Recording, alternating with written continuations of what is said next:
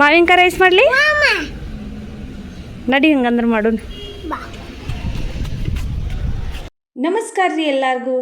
ನಾನಿವತ್ತು ಮಾವಿನಕಾಯಿಲೆ ರೈಸ್ನ ಮಾಡಾತೇನೆ ರೀ.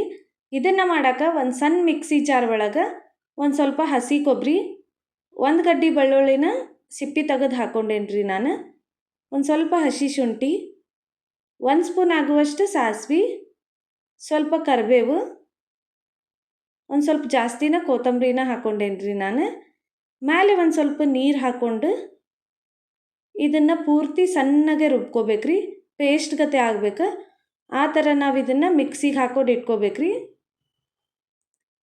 ಈಗ ಒಂದು ಬಾಳ್ಗಿ ಒಳಗೆ ಒಂದು 2-3 ಟೇಬಲ್ ಸ್ಪೂನ್ ಆಗುವಷ್ಟು ಎಣ್ಣೆ, 1 ಸ್ಪೂನ್ ಸಾಸಿವೆ ಎಲ್ಲ ಚಟಪಟ ಅಂದಮೇಲೆ ಒಂದು ಸ್ವಲ್ಪ ಶೇಂಗಾನ ಹಾಕ್ಕೊಂಡೇನಿ ರೀ ನಾನು.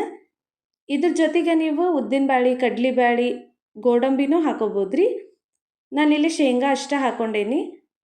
ಒಂದು 4 ಹಸಿರು ಮೆಣಸಿನ್ಕಾಯಿ, ಸ್ವಲ್ಪ ಕರಿಬೇವನ್ನ ಹಾಕ್ಕೊಂಡು ಅವೆರಡು ಚಟಪಟ ಅಂದಮೇಲೆ ನಾವು ರುಬ್ಬಿಟ್ಕೊಂಡಿರ್ತೇವಲ್ಲ ರೀ ಮಸಾಲಿನ, ಅದನ್ನು ಹಾಕ್ಕೊಂಡು ಅದ್ರದ್ದು ಹಸಿ ವಾಸನೆ ಹೋಗೋ ಮಟ್ಟ ಇದನ್ನು ಮಿಕ್ಸ್ ಮಾಡ್ಕೋಬೇಕ್ರಿ.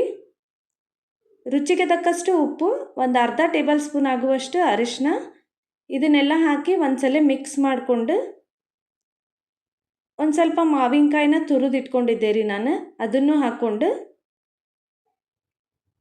ಚಂದಂಗೆ ಇದನ್ನು ಮಿಕ್ಸ್ ಮಾಡ್ಕೋಬೇಕ್ರಿ. ಮಿಕ್ಸ್ ಮಾಡ್ಕೊಂಡ್ಮೇಲೆ ಬಿಸಿ ಅನ್ನ ಅಥವಾ ರಾತ್ರಿ ಮಾಡಿದ್ದು ಉಳಿದಿದ್ದನ್ನ ಇದ್ರೂ ಇದನ್ನು ಹಾಕೋಬೋದ್ರಿ. ಹಾಕ್ಕೊಂಡು ಇದನ್ನು ಚಂದಂಗೆ ಮಿಕ್ಸ್ ಮಾಡ್ಕೋಬೇಕು.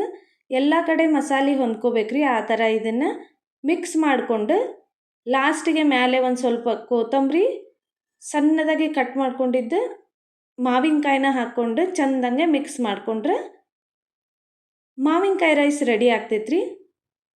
ನೀವು ಈ ಮಾವಿನಕಾಯಿ ರೈಸ್ನ ಟ್ರೈ ಮಾಡಿ ನೋಡಿರಿ, ಮಸ್ತಾಗಿತ್ತು. ಟ್ರೈ ಮಾಡಿದ್ಮೇಲೆ ಹೆಂಗಾಗಿತ್ತಂತ ಕಮೆಂಟ್ ಮಾಡಿನೂ ತಿಳಿಸ್ರಿ. ಮೇಲೆ ನಾನು ಈ ಥರ ಮಾವಿನಕಾಯಿನ ಕಟ್ ಮಾಡಿ ಹಾಕ್ಕೊಂಡೇನಲ್ರಿ, ನೀವು ಹಾಕ್ಕೊಳ್ಳಿಲ್ಲ ಅಂದರೂ ನಡೀತೈತಿ. ನಿಮ್ಗೆ ಇಷ್ಟ ಆದರೆ ಈ ಥರ ಕಟ್ ಮಾಡಿ ಹಾಕೋರಿ, ಚಲೋ ಅನ್ನಿಸ್ತೈತಿ ತಿನ್ನಾಕ. ಮಾವಿನಕಾಯಿ ಅಂತೂ ರೆಡಿ ಆತ್ರಿ. ಇದ್ರ ಜೊತೆಗೆ ನಾನು ನೀರಂಗೆ ಚಟ್ನಿನ ಮಾಡ್ಕೊಂಡಿದ್ದೆ, ಕೊಬ್ಬರಿ ಚಟ್ನಿನ. 2 ಕಾಂಬಿನೇಷನ್ ಮಸ್ತ್ ಇತ್ತು ರೀ. ಪ್ಲೇಟ್ನೂ ರೆಡಿ ಆಗೈತಿ. ಈಗ ಅರ್ಶುಗ ಟೇಸ್ಟ್ ಮಾಡಕ್ಕೆ ಕೊಡ್ತೇನೆ ರೀ. ಅವನು ಟೇಸ್ಟ್ ಮಾಡಿ ಹೆಂಗಾಗೈತೆ ಅಂತ ಹೇಳ್ತಾನೆ ನೋಡ್ರಿ.